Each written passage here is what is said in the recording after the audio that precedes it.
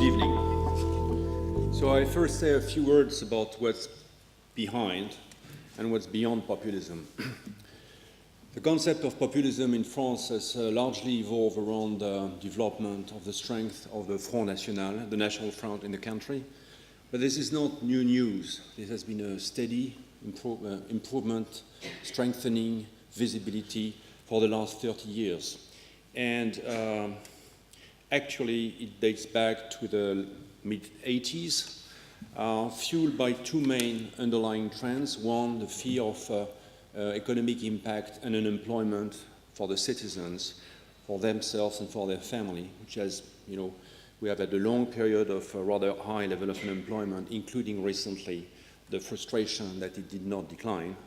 And another part is related to a growing fear around immigration, around the foreigners, around the fear around identity. So of course the debate about populism has largely been around this development of the presence of the Front National. But what's interesting is that right now, when we measure the French public opinion, we see that the Front National is actually the first working class party in the country. So what's interesting in the debate about populism is that in a way the populism is always the populism of the other ones, and everyone claims, many players claim, that they are anti-system, that they fight against populism, and they fight also against the system. So it's always, a very multiple way to talk about populism in the country, and I will illustrate this further in the presentation. What's behind? Lots of concerns and negative perceptions. So on decline, 86% of the French do consider that France is in decline, even if 62% still believe this can be fixed and be turned around.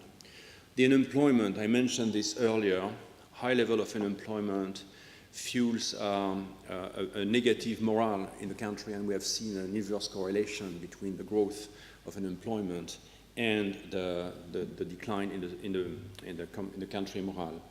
The concerns, personal concerns about the personal situation, but also concern about the political system. 83% of the French we interviewed recently think that the democratic system is not working. And very concerning, and it resonates with what Ben just said, 30% of the French do think that democracy can be surpassed by other political systems, and even more concerning, this number is on the rise, has grown by 4% in 1 year. I will focus a little more on the drivers and the forces on the right side, on the direction events are taking for myself, for my family, on the thirst for authority, and on the debate around immigration. So on the direction, in one word, in one sentence, the social lift is not working. It's not working anymore. 60% of the French think that the next generation will live a worse life. And this is, the subject of many publications, books, articles, you name it. It's a very, very strong message across the country. Immigration, the rejection of foreigners. We have a few numbers on this screen, which I will not comment in detail. You can read them. In a nutshell, there is a perception that the number of foreigners is growing. There is an overall general negative opinion about this. There even are security concerns, terrorism, and the feeling that the integration, in a sense, will not work or will be difficult to work. All in all, 50% of the French still say that they believe there are too many foreigners. There is also some specific concerns, of course, about this particular case of Islam in the country, and that 75% of the French seem to believe that it's a growing difficulty and difficult to manage in the country. On the thirst for authority, that was said by Ben, and it is true that I just put one number here because these numbers are actually quite stable over time. It does not mean, in my opinion, that the French citizen would be pleased to have a strong leader or would be pleased to see authority exercised more strongly. There are also some concern about liberty and freedom, etc. but it's there in the background, and it just needs potentially to be activated. So of course, it's an underlying force, an underlying concern. Coming back to populism and elitism, all this driven by these forces, and as I said in the beginning, everybody, many people at least, say they speak on behalf of the people, and many also say that they are in a disruptive attitude towards so-called elite and system. And it crosses the border from a very right-wing National Front, the rather left-wing with Jean-Luc Mélenchon, and the left-wing, or center-left, as some people would say, around Emmanuel Macron.